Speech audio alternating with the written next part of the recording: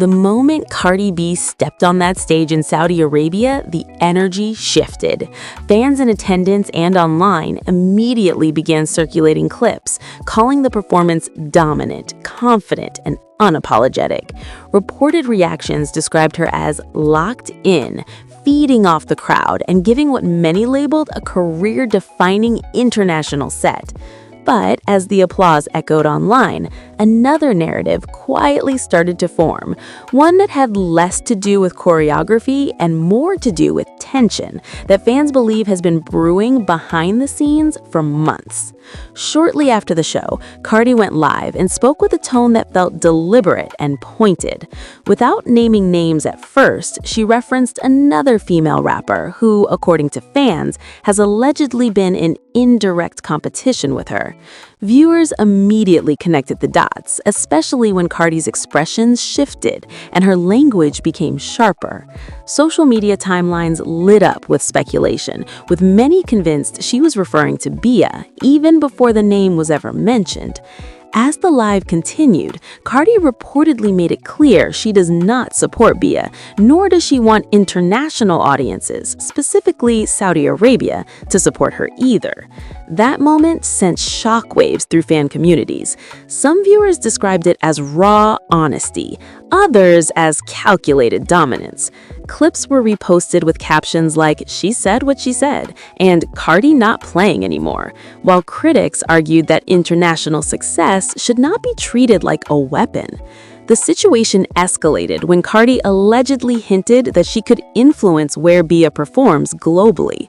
While no direct threats were confirmed, fans believe the implication was loud enough. The idea that one artist could drag another's career overseas became the center of debate. Supporters framed it as industry reality, power, leverage, and connections, while detractors felt it crossed an unspoken line, especially when international markets were mentioned. Almost immediately, fan reactions split down the middle. One side praised Cardi's confidence, arguing that she earned her spot and has the right to defend her brand. Another side warned that the comments felt excessive, with viral tweets saying things like, "This is too much, just let her be," and "Competition is fine, but blocking someone's livelihood is wild." The discourse wasn't just about music anymore, it was about influence. Meanwhile, supporters of Bia began resurfacing older interviews and performances, attempting to frame her as unbothered and focused. Fans believe this timing was strategic, an attempt to counter the growing narrative that Cardi had all the control.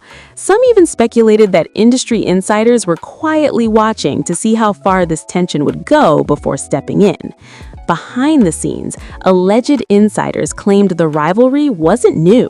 Reported whispers suggested missed collaborations, competitive booking, and quiet comparisons at festivals and label meetings. None of it confirmed, but enough smoke to keep the conversation alive. The more Cardi's Saudi performance went viral, the more people revisited every past interaction between the two artists. What made this moment hit harder was the setting. Saudi Arabia represents global reach, cultural crossover, and financial opportunity. Fans believe calling another artist in that space sent a message far beyond personal dislike.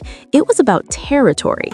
Commentators online noted that Cardi choosing that moment on that stage amplified the statement, whether intentional or not. As hours passed, blogs picked up the story, carefully framing it as alleged tension and reported fan interpretation. Headlines focused less on insults and more on power dynamics. Who really controls access to international stages? How much influence does star power carry? And where is the line between competition and overreach? By the end of the night, one thing was clear. This was no longer just about a performance or a comment. Fans sensed something bigger unfolding, something that could reshape alliances, bookings, and reputations.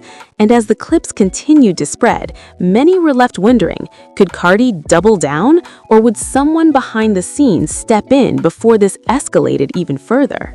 The morning after, the tone online shifted from shock to strategy. Fans began dissecting every word Cardi allegedly used, replaying clips in slow motion, reading between pauses, and analyzing facial expressions. Some believed the message was emotional, others argued it was calculated. What stood out was how confidently Cardi spoke, as if she knew the ripple effect would be immediate, and it was. Reportedly, industry watchers started weighing in quietly. Music commentators suggested that international bookings, especially in regions like the Middle East, rely heavily on brand safety, fan demand, and proven ticket power. Fans believe Cardi understands this better than most, which is why her words hit harder than a typical diss. The implication wasn't just personal dislike, it sounded like leverage. At the same time, Bia's name began trending alongside Cardi's performance clips, even though Bia herself hadn't said a word. Supporters argued the silence was intentional, a refusal to feed into a narrative that could spiral out of control. Others felt the quiet response made her look cornered, especially as memes and reaction videos piled up questioning her global reach. Cardi's fans, however, doubled down. They praised her Saudi performance as proof of dominance, pointing out sold-out crowds, loud sing-alongs, and viral crowd reactions.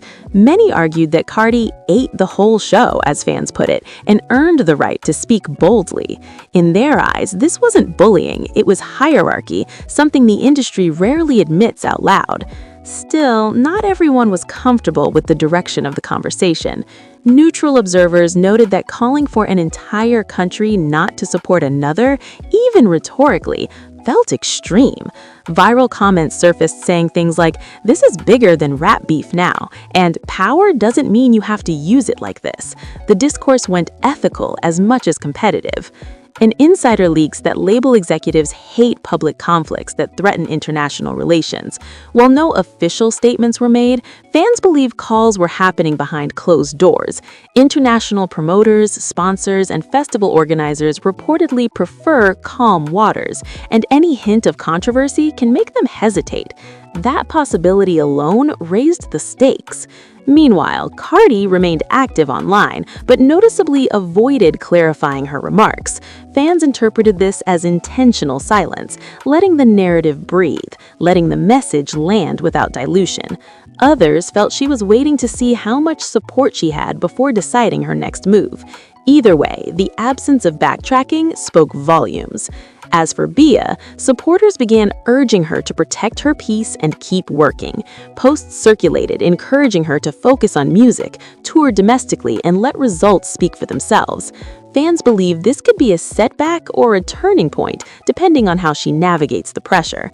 The idea that this moment could define her next chapter gained traction. By the end of the week, the conversation had evolved into something larger than either artist. It became about power, reach, and how women in rap are judged when competition turns confrontational. Some argued Cardi was unfairly criticized for being honest, while others said influence comes with responsibility. No clear consensus emerged, only louder opinions.